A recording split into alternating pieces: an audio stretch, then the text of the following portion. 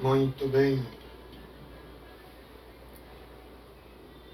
Dando continuidade à nossa formação filosófica.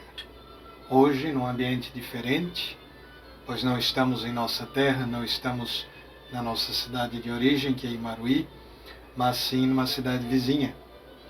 E, é claro, mesmo estando de férias, de certo modo, não podemos abandonar totalmente nosso trabalho, nossa formação. Todo tempo deve ser tempo de aprendizagem, mesmo o tempo de férias. Não é porque é férias que devemos abandonar todos os esforços intelectuais. Por isso estamos aqui. E continuando nossa formação filosófica sobre as fases da filosofia, da história da filosofia, hoje vamos nos aprofundar na filosofia moderna. Filosofia moderna. Como na última aula nós vimos sobre a filosofia renascentista, sobre a fase histórica da filosofia que chamamos de Renascença. Nela, nós recordamos, nós explicamos que a Renascença, o Renascimento, foi na verdade o renascimento dos valores greco-romanos, princípios fundamentais para os gregos e por conseguinte também para os romanos que assimilaram a cultura e a intelectualidade grega, que são os três princípios fundamentais: a racionalidade, a inteligência racional, o homem e o mundo. Então, obviamente, são três objetos fundamentais de estudo da filosofia. Sempre foram. Mesmo na Idade Média, eles continuaram sendo. Então, é claro que eu também expliquei na aula passada que essa noção de renascimento, ela na verdade vem um pouco envolvida de preconceito em relação à Idade Média. Porque os pensadores que fizeram a frente do Renascimento, eles viam a Idade Média como um retrocesso, justamente pela influência da mentalidade cristã católica sobre o pensamento filosófico, sobre a cultura e tal. Então temos sim um grande preconceito já no Renascimento, que vai fazer com que surja essa ideia de que a partir do Renascimento a filosofia renasce. É como se ela voltasse a ser filosofia, coisa que na Idade Média não era. Era apenas uma serva da teologia, algo de menos valor, algo que não se distinguia propriamente da teologia, do estudo teológico, que é errado. Nós comprovamos e explicamos que é algo totalmente errado, algo totalmente preconceituoso. E por que estou recordando isso? Porque esses preconceitos vão também dar base para a modernidade. A filosofia moderna estará cheia destes preconceitos. Preconceitos em relação à Idade Média e em relação à influência católica sobre a mesma, sobre a Idade Média. Então é sempre o mesmo problema, é dizer que a Igreja fez isso, a Igreja Católica fez aquilo, Inquisição, Galileu. Justamente aqui na modernidade nós temos, já na Renascença, mas também na modernidade vai continuar, toda esta querela ligada à mudança do paradigma científico.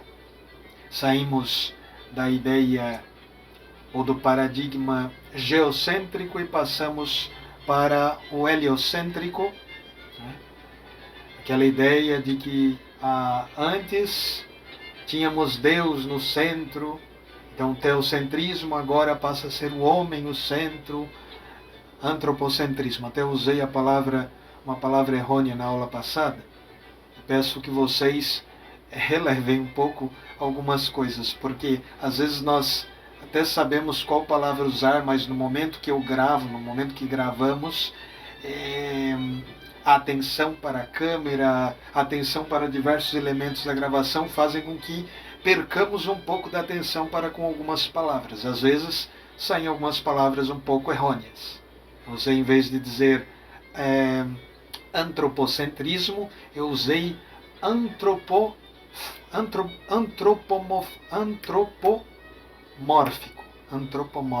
que não tem, assim, digamos, muito a ver com o que queremos dizer. Antropomórfico é forma humana. É dar forma humana ou características humanas a um ser que não é humano. Antropomorfizar. A palavra é difícil, né? Agora, antropocêntrico é colocar o antropo, o homem, o ser humano, no centro. Então, isto começa a acontecer com o Renascimento e vai se tornar mais intenso na modernidade. O ser humano no centro, em contraposição ao que acontecia na Idade Média, onde Deus estava no centro. Mas não que na Idade Média se desprezasse o ser humano, se desprezasse o conhecimento sobre o ser humano, sobre o mundo. Não, mas só que tais conhecimentos que existiam sobre o homem e sobre o mundo estavam, é claro, como setas para nos apontar para Deus, porque Deus, é claro, deve ser o mais importante, Ele é o ser supremo, perfeitíssimo, não tem como dizer que haja um outro ser mais perfeito que Ele. E, portanto, Ele deve ser objeto de estudo mais importante, que deve estar acima de todos os demais. Se tivermos que hierarquizar os objetos de estudo existentes na filosofia, com certeza Deus deve vir em primeiro lugar. Mas como Deus é Espírito, e para chegarmos a algum conhecimento de Deus precisamos partir das criaturas, então devemos partir do homem e do mundo e do homem. Certo? Então isso acontecia na Idade Média. Não se desprezava o conhecimento sobre o mundo e sobre o homem, mas é claro que se dava primazia ao conhecimento sobre Deus, mesmo na filosofia. O que não é errado, porque Deus, como causa primeira, é um elemento fundamental de estudo. Até porque a base, ou o objetivo da filosofia é chegar às causas primeiras. E Deus, como sendo esta, obviamente, deve ser estudado e conhecido. E aí, claro, na filosofia isto se dá pela filosofia, ou melhor, pela teologia natural, que não é teologia que parte da revelação, ela parte apenas da reflexão e da observação do mundo. Então é filosofia. É algo distinto da teologia dogmática, que é aquela desenvolvida a partir da revelação. Agora, em relação ao antropocentrismo renascentista e principalmente agora moderno, e também em relação à noção de heliocentrismo, que nós falamos também, que tem a ver com a mudança do paradigma científico, que é muitas vezes usada como pretexto para dizer que na Idade Média a ciência estava tudo mal desenvolvida, que as teorias científicas medievais eram limitadas, que pouco de científico havia na Idade Média. Que a Idade Média era a idade das trevas, por não haver a luz da razão, o que também é falso. É falso porque na Idade Média sim havia a luz da razão, havia reflexão filosófica.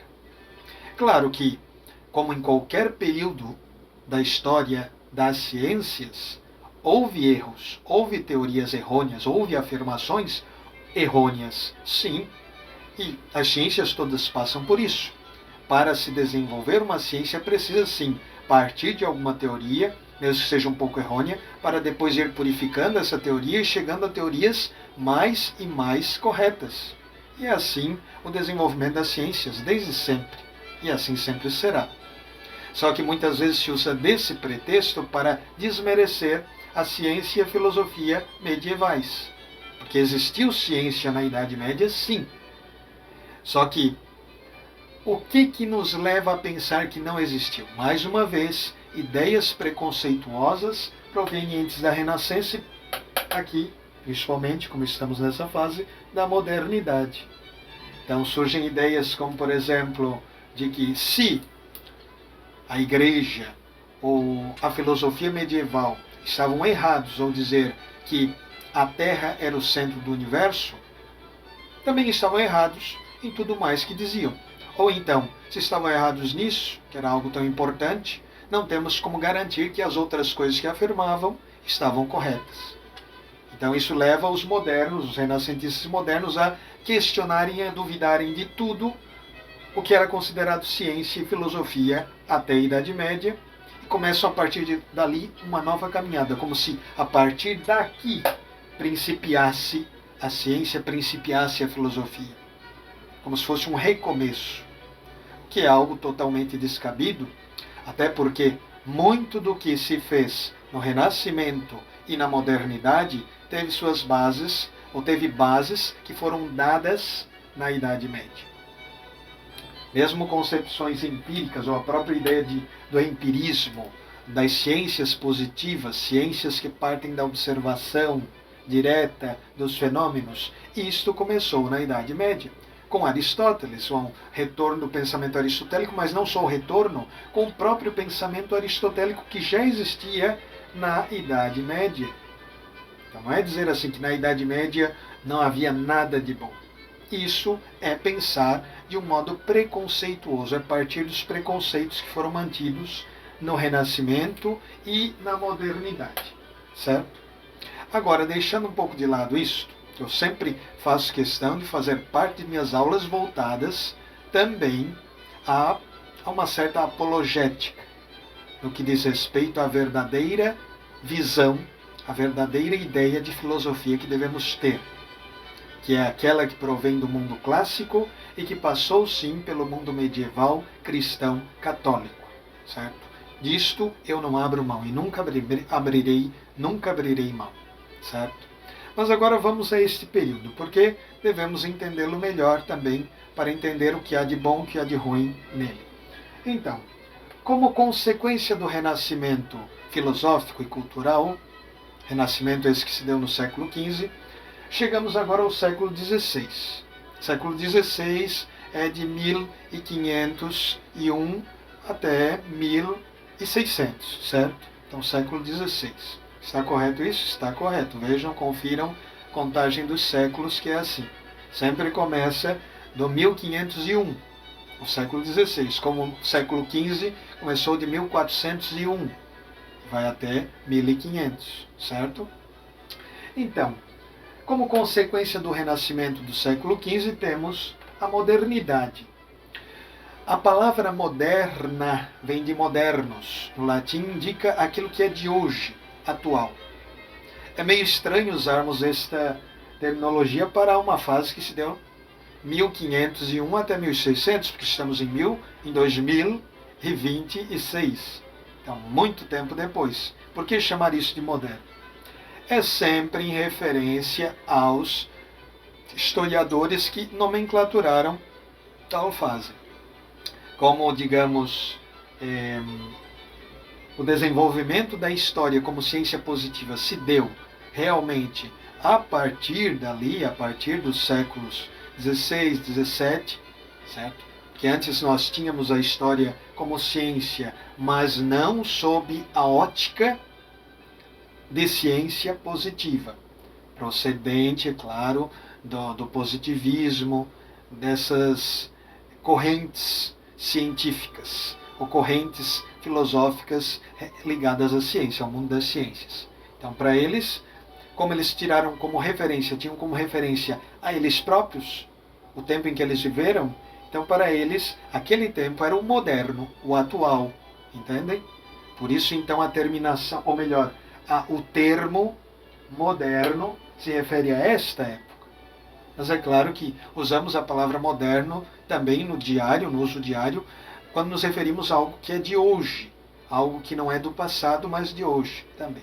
Só que aqui vocês devem entender que a referência do moderno é em relação àqueles primeiros historiadores que nomenclaturaram esta fase histórica, que eram daquele tempo. Então, para eles, o moderno era aquele exato tempo.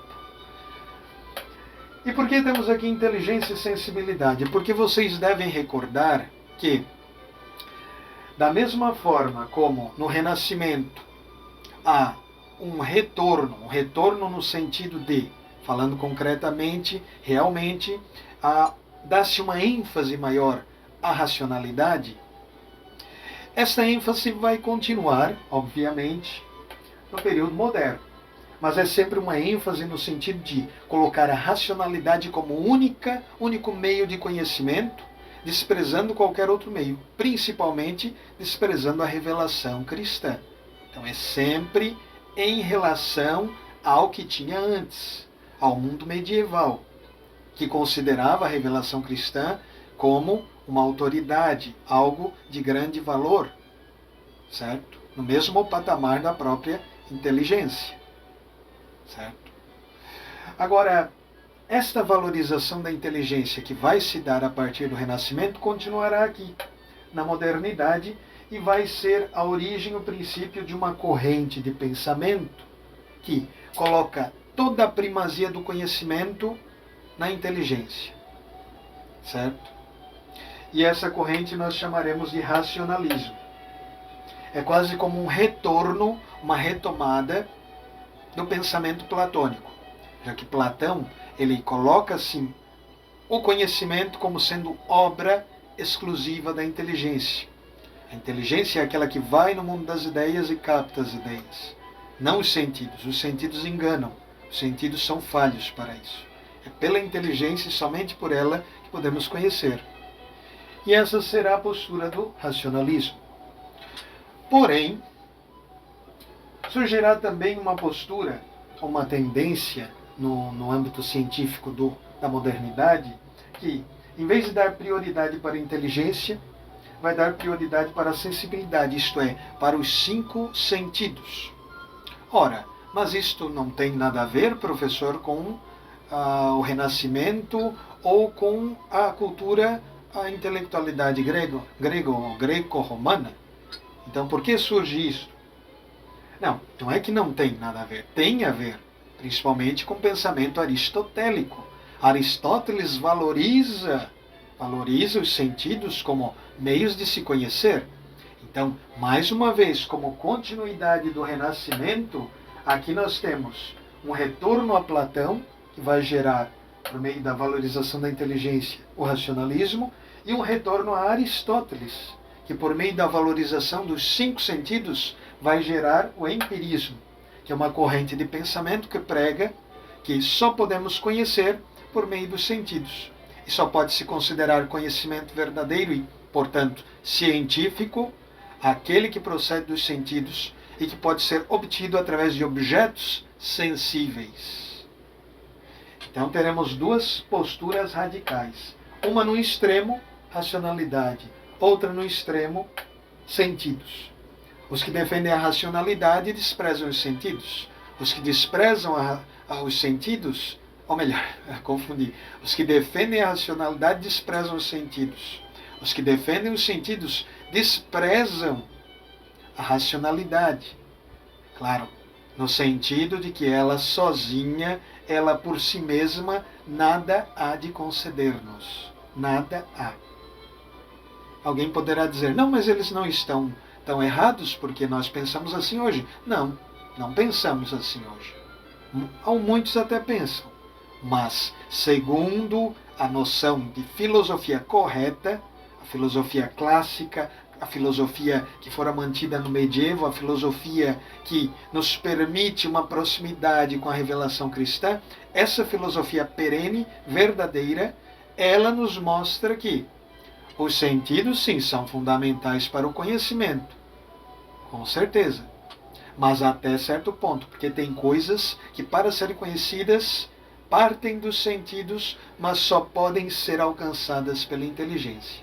Então, tem sim um momento em que a inteligência pode caminhar sozinha, partindo dos sentidos, mas para algumas coisas, para alguns objetos, a inteligência precisa caminhar a partir de determinado ponto sozinha. Então, sim, para nós, a inteligência, ela está acima dos sentidos, o que não nos faz desprezar os sentidos.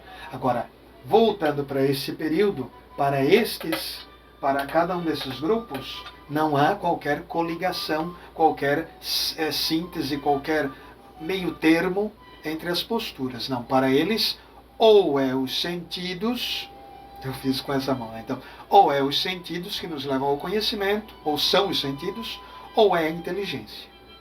Então não há conciliação, certo? Espero que o assunto tenha ficado claro sobre a fase da filosofia moderna e espero que vocês continuem conosco em nossa próxima aula.